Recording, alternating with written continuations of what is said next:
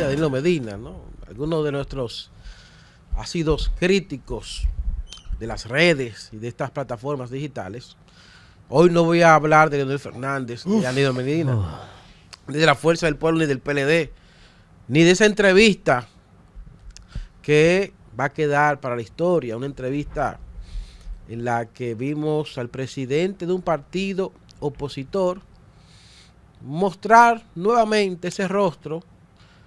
de la figura y de los valores que él siempre ha encarnado, ¿no? Tal vez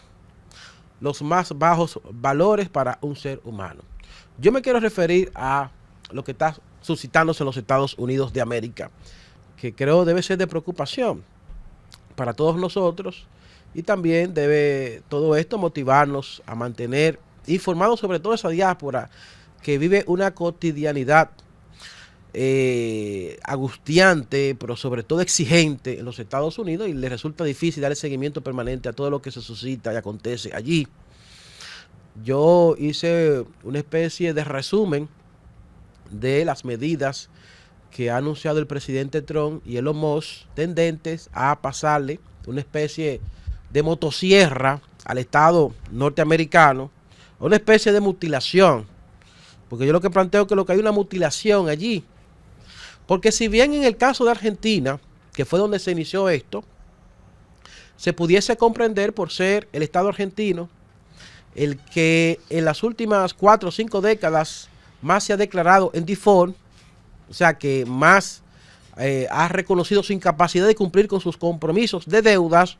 un Estado en quiebra, se comprende la implementación de estas medidas agresivas tendentes a reducir el gasto público. Pero usted llevar esa estrategia al Estado más próspero del mundo, al Estado norteamericano, y mutilar el personal del servicio administrativo oceánico y atmosférico, donde cancelaron más de 1,000 empleados, usted también llevar esas medidas a varias instituciones de los Estados Unidos, y voy a citarla una por una brevemente aquí, rápidamente, la USAID, que prácticamente hay una especie de eliminación de esa institución, casi 2,000 empleados desvinculados con esta decisión, que yo pudiese comprender que si usted tiene políticas conservadoras, críticas al financiamiento y al uso de los recursos públicos para defender derechos de minorías y microminorías, yo comprendo y estoy de acuerdo con que usted mutile esa parte, pero no destruir toda esa entidad que ha sido fundamental para ese poder blando de los Estados Unidos. Bueno, esa decisión ha provocado al menos el despido de 2,000 empleados en los Estados Unidos, pero también han sido desvinculados decenas de empleados de la Oficina de Protección Financiera del Consumidor, más de 6,000 despidos en el Departamento de Agricultura, decenas de agentes de la CIA, más de 2,000 empleados del Servicio de Protección de Parques Públicos, y hay 75,000 empleados federales que fueron parte del conjunto de empleados federales que fueron notificados para que se acogieran a un plan de renuncia programada, y al menos 75 dijeron que sí, que se van a desvincular en unas desvinculaciones programadas que se darán ahí. Hablamos de 75,000 empleados federales menos que estarán laborando allí. También más de 7,000 despidos en el servicio de rentas en tiempo donde los ciudadanos norteamericanos deben presentar sus reportes de impuestos.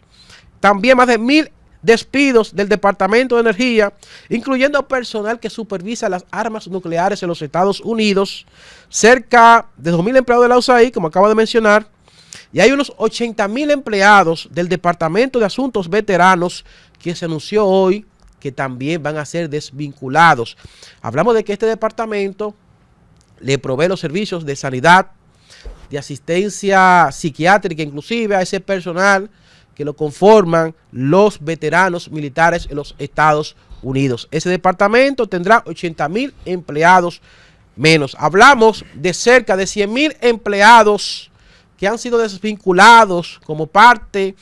de esa motosierra que está pasando el trumpismo por el aparato estatal norteamericano, el aparato más próspero del planeta Tierra, aplicándosele políticas que se le implementaron a un Estado en quiebra como lo es el Estado argentino. Pero lo peor es que se proyecta que en los próximos meses esas desvinculaciones, esas cancelaciones pudiesen superar los 300,000 empleados. Hablamos de seres humanos que ya en estos días, en estas horas, en estos momentos, no disponen de los recursos con los cuales estos satisfacer sus cuestiones básicas por el hecho de que un grupo de políticos consideran que reducir agresivamente el gasto público necesariamente debe hacerse, ¿no?, primero mutilando ese aparato estatal de los Estados Unidos. Y quiero aclarar que yo fui de los que apoyé la posibilidad del ascenso al poder del presidente Trump, porque esa especie de excesos de los demoniócratas en cuanto a defender derechos de microminorías, intentándolo simular como si fuesen los minorías, porque esos derechos de los LGTB,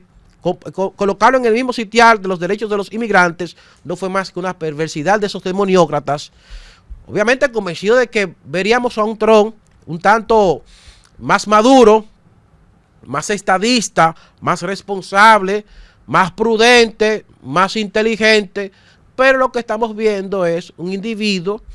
que está improvisando decisiones, que está de manera irresponsable administrando un Estado y que evidentemente con sus políticas está generando más incertidumbre en la economía y en la sociedad norteamericana, y que lamentablemente impactará todo esto en nuestras economías, porque esas políticas arancelarias y esa incertidumbre que hay en la sociedad de los Estados Unidos, donde ya los niveles de consumo se han reducido. Había un dato de que el 50% del consumo allí es de aquellos que representan el 10% de la población que más dinero tiene. O sea que los que más tienen son los que están consumiendo en estos momentos, porque los que menos tienen o están dejando sus recursos en la banca o están simplemente consumiendo menos, lo que evidencia que habrá una especie de ralentización en ese crecimiento económico que reducirá las posibilidades de que tanto los norteamericanos como también los canadienses tomen la decisión de hacer turismo por nuestros países, pero también impactará las posibilidades de los inmigrantes enviar remesas, incluyendo a los inmigrantes dominicanos que allí residen. Ojalá que esto no impacte la economía de la República Dominicana, pero lamentablemente todo luce indicar que los estragos de todas estas medidas impactarán significativamente la economía regional y sobre todo la economía de países muy beneficiarios de esos flujos turísticos y de remesas a nuestras naciones.